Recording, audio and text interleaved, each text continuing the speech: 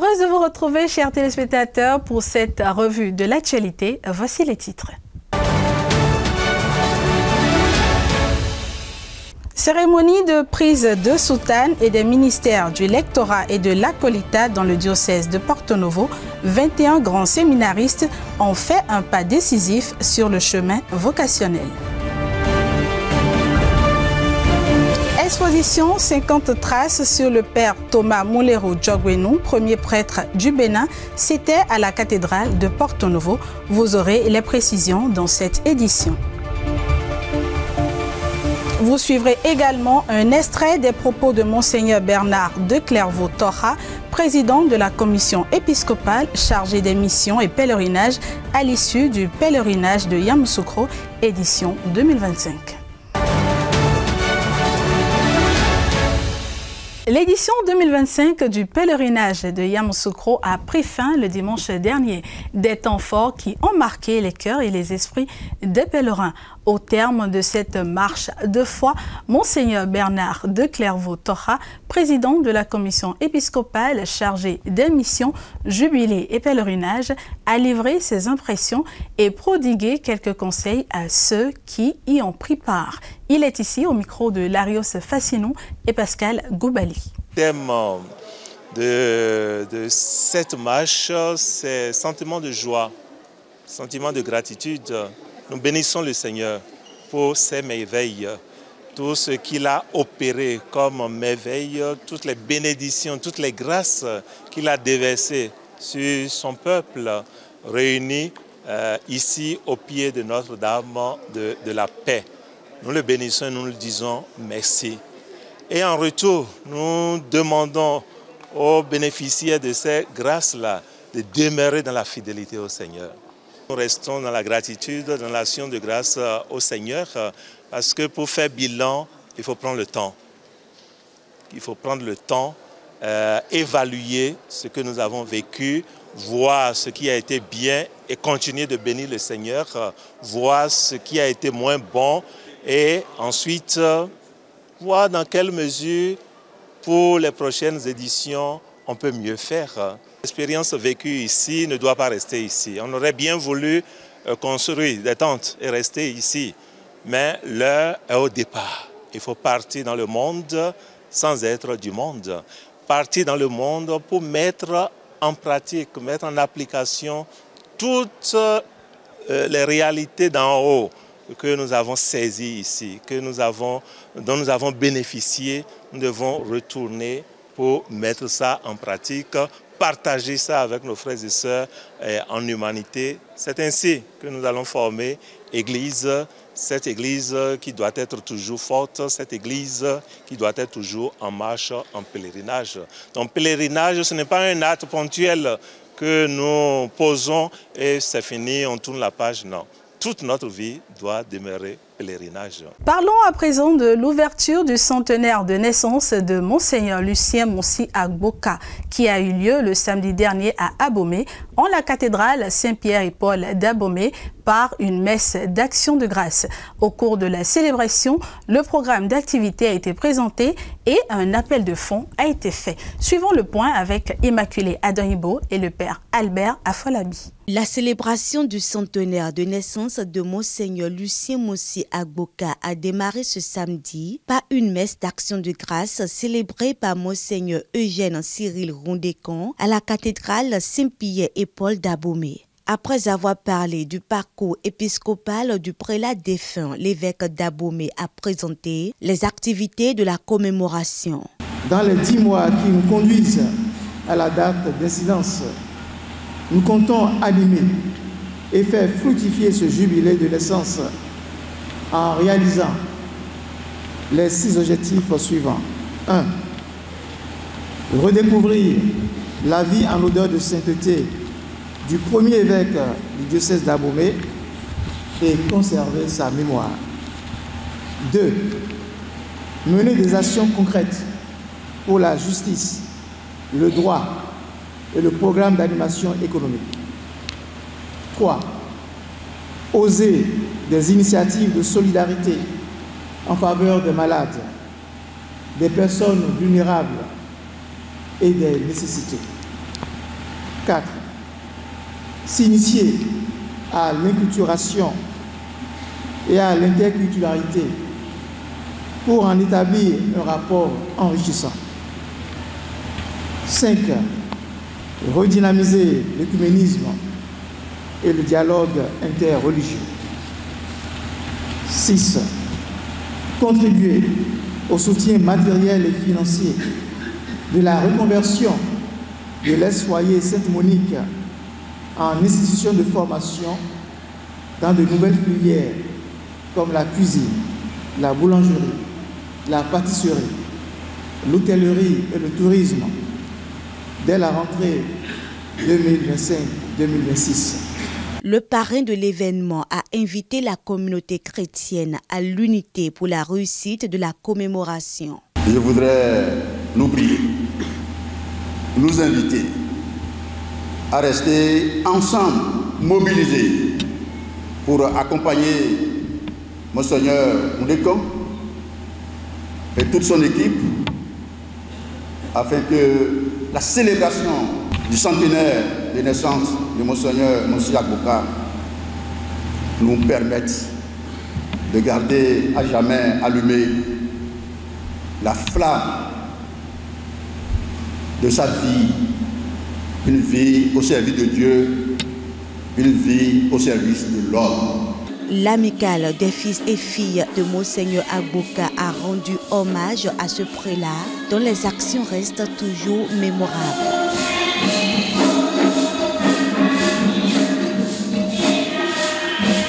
Une collecte de fonds a été faite afin de poursuivre les œuvres de Monseigneur Agboka. Des photos de famille ont mis fin à cette belle célébration. Un anniversaire en cache un autre. Le 3 août 2025, c'était le 50e anniversaire de décès du père Thomas Moulero Djogbenou. À l'occasion, une exposition sur l'illustre disparu, dénommée 50 traces sur le père Thomas Moulero, s'est tenue à la cathédrale Notre-Dame de l'Immaculée Conception de Porto Novo. Remise de prix, visite guidée, mise en terre d'un Iroko et bénédiction des tombes sont les temps forts de cette journée. Les détails dans ce reportage signé Père Grégoire Olafa. Le samedi 2 août dernier a lieu à la cathédrale de Porto Novo la deuxième exposition de la cellule diocésaine du patrimoine religieux sur la figure du père Thomas Moulero Djogbenou, premier prêtre du Bénin. Dans son mot d'ouverture, le père Carly Degbello donne le bien fondé de l'événement. Savez-vous qu'il est né à Gbekandji, dans la commune d'Adjoun? Connaissez-vous le parcours sacerdotal du père Moulero? Il a été le premier prêtre béninois missionnaire Fidei Donum, parcourant les contrées arides pour un seul but, annoncer la bonne nouvelle du salut aux pauvres, lui-même étant un pauvre dans tous les sens du mot. Ce sont toutes ces interrogations et d'autres encore qui ont motivé cette exposition que vous propose la commission diocésaine des jubilés de l'année 2025. Après son mot de bienvenue, 5 jeunes lauréats du jeu concours sur le père Thomas Moulero, venus des 5 grandes zones du diocèse, ont reçu leur prix des mains de l'ordinaire du lieu. Monseigneur a ensuite procédé à la coupure du ruban symbolique du vernissage de l'exposition 50 traces sur le père Thomas Moulero. De main de maître, le père Carly a guidé la visite de l'exposition regroupée en 5 thématiques. La chronologie retrace les lieux, les années, les événements de la vie du père Thomas Moulero, de Gbekandji, son village natal, à la cathédrale où il repose, en passant par Kétou et Savé. La solidarité expose un tableau qui montre comment le père Thomas était solidaire de tous, de sa famille, de ses amis et de ses paroissiens. Il a lui-même dessiné 2 arbres généalogiques, le premier du côté paternel, Gbekandji, et le second du côté maternel, Kétou. Le patrimoine regroupe les objets personnels du père Thomas Moulero. Des morceaux de sa natte de couchage, de sa couverture de lit, une table et 2 chaises, son calice et sa patène.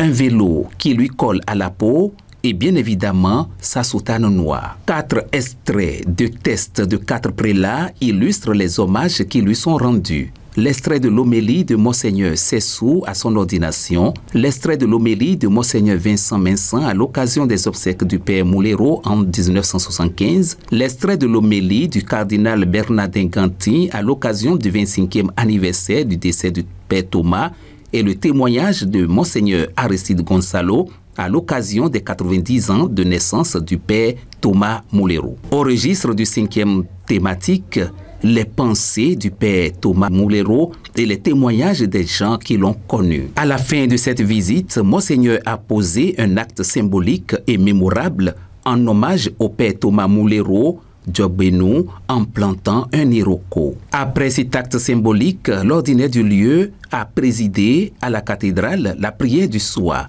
les vêpres solennelles animés par les grands séminaristes. À la fin des vêpres, Monseigneur a procédé à la bénédiction des tombes de nos prélats qui nous ont précédés, marqués du signe de la résurrection, à savoir Monseigneur Vincent Vincent, Monseigneur René-Marie Eouzou, Monseigneur Marcel Agboton et bien évidemment celle du Père Thomas Moulero Djogbenou, dont les restes gisent dans cette cathédrale. Plaise au Seigneur qu'un jour son serviteur, le Père Thomas Moulero, soit honoré sur son autel sacré. Restons dans le diocèse de Porto Novo. La paroisse Saint-Pierre et Paul de Sekandji a abrité le mercredi dernier les cérémonies de prise de soutane et les ministères de lectorat et de l'acolita de 21 grands séminaristes. Suivons le reportage du Père Grégoire Olafa. À la paroisse Saint-Pierre et Paul de Sekandji, dans le diocèse de Porto Novo, la ferveur était à son comble ce mercredi 6 août. En la solennité de la transfiguration du Seigneur et sous les regards émus des fidèles et des familles, 21 grands séminaristes ont franchi une étape majeure de leur chemin vocationnel. S'adressant aux heureux du jour, Monseigneur a invité à une prise de conscience. Chers fils appelés au rite d'admission, à la prise de soutane et au lectorat, je vous invite à prendre conscience que tout ce qui est grand commence tout petit. Désirer le grand, c'est d'abord accueillir le petit, le protéger, le soigner. Au cœur de vos tribulations, vous êtes invités à gravir la montagne pour écouter le Fils de Dieu qui vous parle à travers sa parole, dont vous serez institué ministre aujourd'hui, sa parole que vous êtes invités à fréquenter, à enseigner comme lecteur au peuple de Dieu. Chaque jour, en revêtant la soutane blanche, immaculée, sans tache, ni trou, plus ou moins béant, devenez l'homme de votre parure qu'est le Christ. Et vous, chers fils candidats à l'acolita, vous serez institués serviteurs de l'autel et du sacrifice. Laissez la parole de Dieu vous purifier et vous transformer de l'intérieur pour que vous puissiez servir dignement la table du Seigneur. Revêtus de leur soutane pour la première fois, 12 candidats ont dit oui à une vie de service, de prière et d'humilité. Un moment intense marqué aussi par la réception du lectorat, ministère de la parole qui les prépare encore davantage à la mission. Recevez le livre de la Sainte Écriture et transmettez fidèlement la parole de Dieu, qu'elle s'enracine et fructifie dans le cœur des hommes. À leur suite, 10 autres ont franchi l'étape de l'acolita en recevant des mains de Monseigneur le calice et la patène pour le service de l'autel, la table du Seigneur. La messe présidée par son Excellence Monseigneur Aristide Gonzalo fut empreinte de grâce, d'émotion et d'espérance pour l'Église.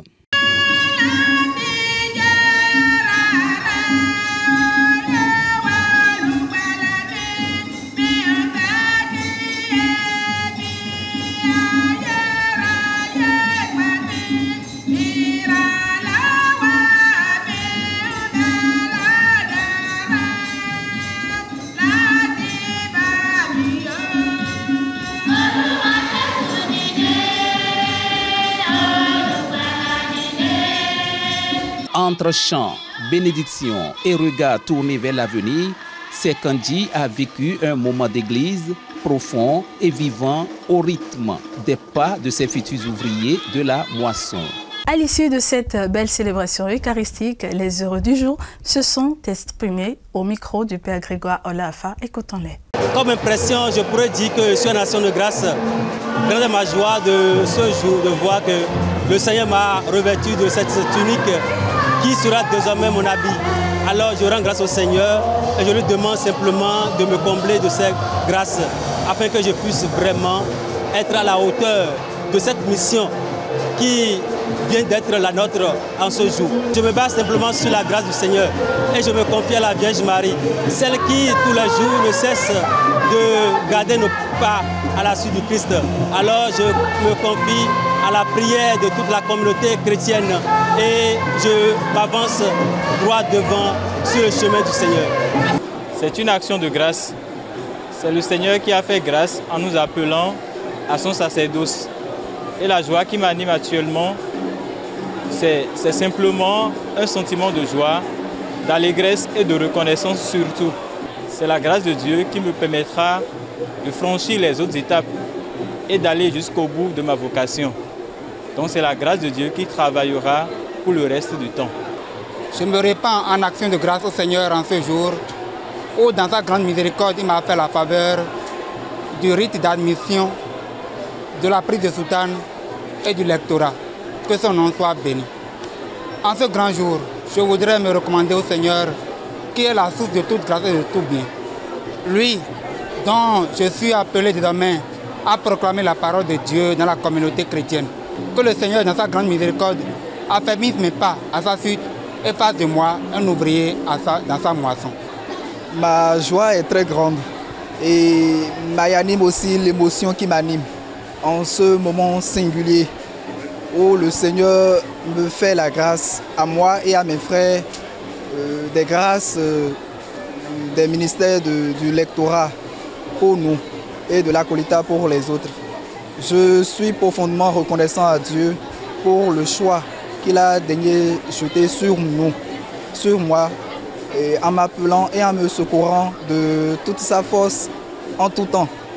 Je me reconnais fils de la Providence et je suis simplement reconnaissant. Rendons-nous à présent dans le diocèse de Dassazoumé. Le sanctuaire marial Notre-Dame d'Arigbo de Dassazoumé se prépare activement à accueillir la 111e édition du pèlerinage national. Selon le recteur, le père Fortuné Badou, tout est prêt pour cet important rendez-vous spirituel. Suivons un extrait de ses propos au micro de Tibus Adjibou. Le pèlerinage national de cette année a lieu les 22, 23, 24 août sous le thème « Avec Marie, soyons des pèlerins d'espérance ». Avec Marie, soyons des pèlerins d'espérance, qui est en relation avec le thème du jubilé ordinaire de l'Église, pèlerin d'espérance, qui vient de Romains 5,5, l'espérance ne déçoit pas. Alors nous venons à Dassa cette année, du 22 au 24 août, pour honorer la Vierge Marie, pour prier, pour magnifier Dieu, pour obtenir des grâces.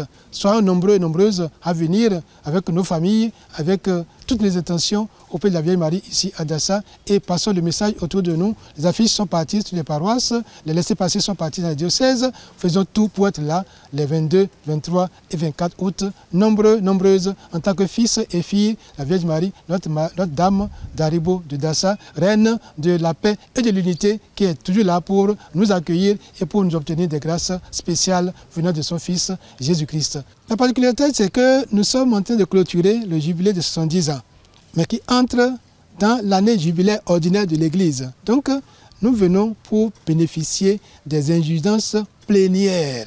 Ça n'arrive que tous les 25 ans pour l'Église universelle, l'Église catholique, en célébrant un jubilé que le Saint-Père décrète et accorde ces indulgences-là à tous les fidèles qui vont honorer, qui vont entrer dans l'esprit du jubilé pour pouvoir bénéficier de ces grâces particulières. Et nous ici, à Dassa, la Vierge Marie est toujours là pour nous obtenir des grâces spéciales.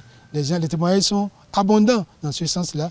Donc n'hésitons pas à venir demander une grâce spéciale pour nous, en dehors de celle qui est prévue par l'Église pour nous permettre de nous élever et puis vers le ciel. Alors que Dieu vous bénisse, vous garde, vous protège et exauce vos prières pour que vous puissiez être ici avec nous dans la discipline, dans la ferveur pour honorer notre Mère, la Vierge Marie, Notre-Dame de la paix et de l'unité d'Haribo. Le dimanche dernier, la paroisse Saint-Isidore de Révier à Dovier a célébré dans une ferveur immense ses 25 ans d'existence. Un quart de siècle, 2 fois de prière et d'engagement communautaire marqué aujourd'hui par un vibrant moment d'action de grâce. C'était en présence des fidèles, amis et invités de la paroisse. Reportage Prince Donald Panon et Léonide Tchoupa.